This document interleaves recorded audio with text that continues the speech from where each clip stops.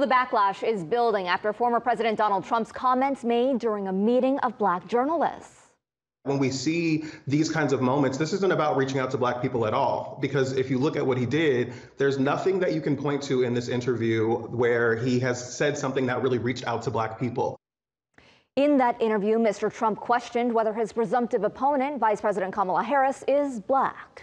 Political reporter Doug Reardon is live outside the Georgia State University Convocation Center in the Summerhill neighborhood, which is where Mr. Trump will be on Saturday with his VP. Doug. Right, just 4 days, guys, after Vice President Kamala Harris was here rallying at the very same venue here in the Summerhill neighborhood.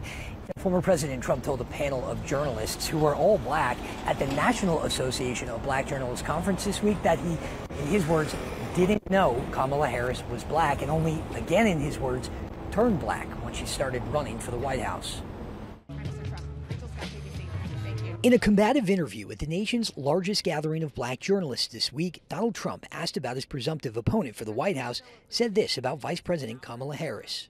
I didn't know she was black until a number of years ago when she happened to turn black, and now she wants to be known as black.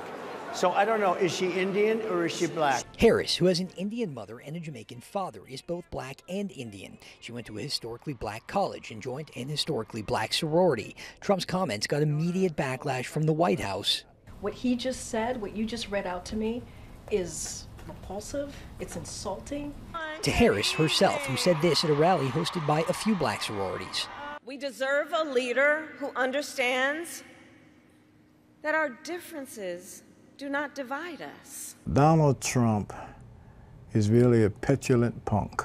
The comment outraged members of Metro Atlanta's black community, like AME Bishop Reginald Jackson. He really sealed his own fate when it comes to the black community. The black voting bloc will be crucial to winning Georgia in November. Black voters in Fulton County helped propel Harris and President Joe Biden to a surprise win here in 2020.